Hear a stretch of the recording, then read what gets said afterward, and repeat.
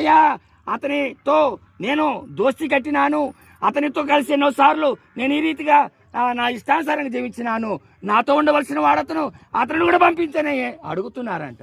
ప్రభు అంటున్నాడు, వెర్రివాడా, నీవు సంపాదించినవన్నీ ఏమైపోతాయి?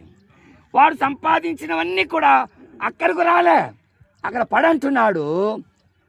అప్పటి వరకు విస్తారంగా బహుగా సుఖపడ్డాడు, బహుగా త్రాగినాడు, బహుగా తిన్నాడు. మరణించిన మరుక్షణం పాతాళములో పడ్డాడు. ఇలా అంటున్నాడు, తండ్రి అయిన అబ్రహామా, తన వ్రేలి కొనను నీటిలో ముంచి నా నాలుకను చల్లార్చుటకు లాజరును పంపు, లేక ఒక మనిషిని పంపు అని అడుగుతున్నాడు. గంట క్రితం వరకు లేక క్షణం క్రితం వరకు బహుగా సుఖపడ్డాడు, క్షణం తరువాత భయంకరంగా బాధపడుతూ ఉంటున్నాడు. అది విలువైన మరణము కాదు. లాజరు అనేవాడు ఉన్నాడు, చనిపోయినాడు, దరిద్రుడిగా జీవించాడు భూమి మీద. చనిపోయిన మరుక్షణము దేవదూతల చేత దేవుని సన్నిధికి కొనుపోబడినాడు. నిత్య సుఖము, నిత్య ఆనందము.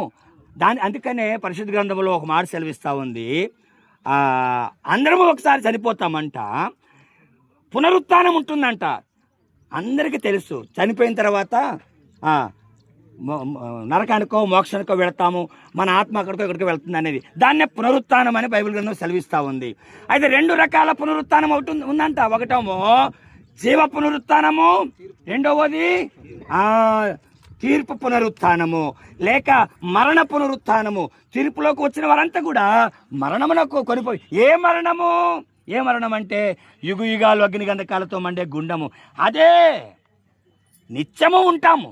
ఒకటి నిత్య జీవము, రెండవది నిత్య నరకము.